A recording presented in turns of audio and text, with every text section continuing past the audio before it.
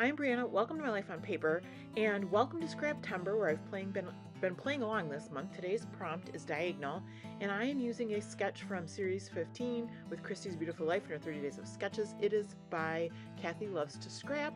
I will have her information linked below. She does have a YouTube channel. I thought I had done this sketch before, and I have not, so I'm very excited to do it.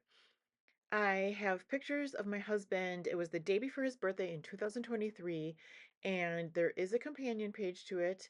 And that page, it was some kind of challenge to use like a holiday page on something that's not that holiday. So what I did was I used Christmas things to make a birthday page, and I think I did very well. And that is what inspired me to use the red on this page. And I got that nice white big tear on the upper side. You can see that's in the sketch. I didn't do such a great job on the bottom. It was a little bit, because of the way I was tearing it on the bottom, a little bit harder to give that nice wide white edge. There's three different photos here. One of what we went where we stopped for a beer, one we were on our bikes, and then one we stopped for ice cream. So three different stops. I'm going to use these all on this layout. I'm going to trim down the one of the ice cream. It's 4x4 here, and I was like, how much can I trim off with still telling the story? So it's not a 3x4, um, but I did trim it down just a little bit. And I'm going to overlap those just like in the sketch. So, as I often do, I start off with the photos and then the papers. And then once I get this part figured out, then I move to the embellishments. So I know where I want my photos. I'm going to glue those to the page. I'm going to adhere those with the ATG adhesive. And then I will go look for embellishments. I do, I recently did a birthday layout, and I do really enjoy doing birthday layouts. And I do have an iris bin, a 12 by 12 of all birthday items. The papers that I am using here, all the papers are from Paper Studio from Hobby Lobby. It's a paper pad. And then you'll see those little templates that I have are from Spectrum Arts Creations. It's spectrumartcreations.com. And that way you can get a nice edge on your tag, and you don't have to worry about getting them even and all that kind of stuff. So uh, the the sketch has a square tag and then a different tag, and I just made two tags that had different angles, I guess, on the corners, or lack of corners there. So that's how I did that. I do have a reinforcer hole punch, and I was experimenting with this striped paper.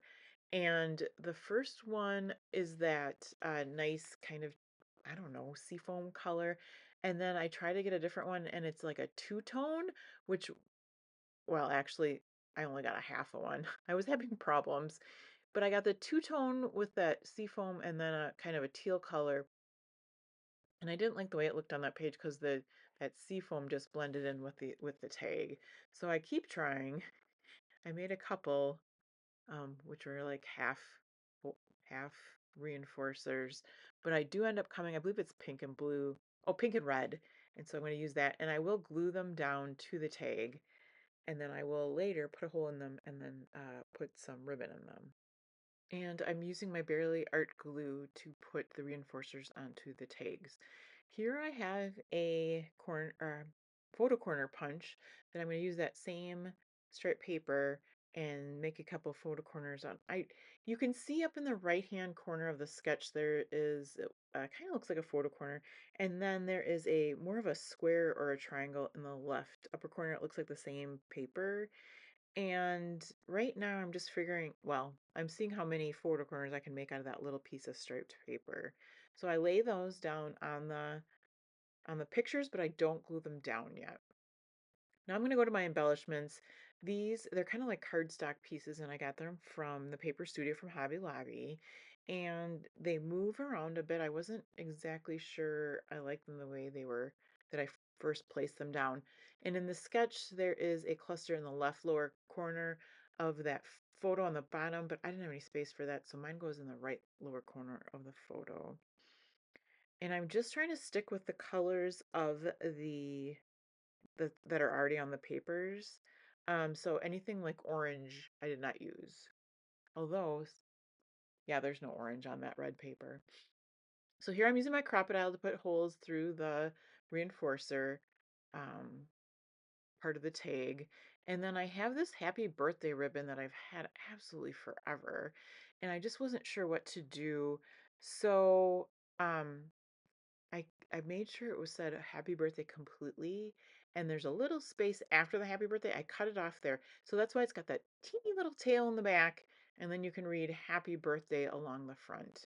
Um, I think in the future I might use that more as a border and use it all the way across the page, which is probably what I really always intentioned it to, but it works for this. It just looks a little bit odd with the short tail in the back part of the behind the ribbon there. But I was really happy to get that on a page. This is where I start to go through my embellishments and really figure out what do I want to keep on the page. Now that I have like the ones that really match what's going on. So I like the cake pops. It's going to take up a nice spot above. I'm going to lay those down, and then I've the cupcake I like on the bottom. I try that. I really like the present, but I don't know. I just don't make it fit there. That's too many stripes, so that present does not sit next to the cupcake. Um, and then I liked the happy birthday was nice and big, but I didn't feel like it was a good fit there either. And the red Hooray Enjoy Today really, I thought was perfect because it's not his birthday, but we are celebrating his birthday. And then it gives more of that green to go with the other side that has the Christmas paper on it. So it really coordinates with the other side. And then from there, I'm just going to make sure that I have a cluster up by those other two pictures that doesn't kind of interfere with the tag and the title on the bottom. So I just had this tag out of my stash and I put the same ribbon through it. I will overlap the title with the tag. I don't need a lot of room here for journaling. It's got, like I said, a companion page where I can do some journaling on the other side. And it was basically where we went out for lunch and for drinks and for ice cream and our bike ride. I'll get the cake pops down up there. Um, I just like the way that took up a good bit of space.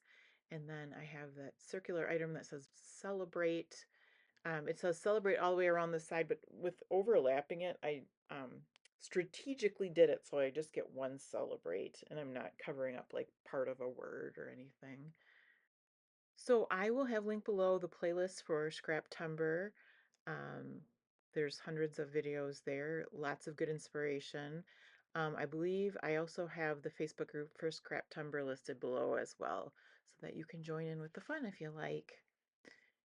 I do just keep one photo corner on the left lower corner and the right upper photo, and then I will use my LE Studio chipboard stickers to put two hearts into each of the clusters, and that will be it for me. So, thank you guys so much. I just appreciate every one of you um, for watching, commenting, subscribing.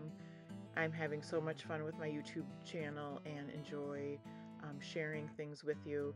I hope you do have a fabulous day, and I hope you come back again soon to see me again soon for another video.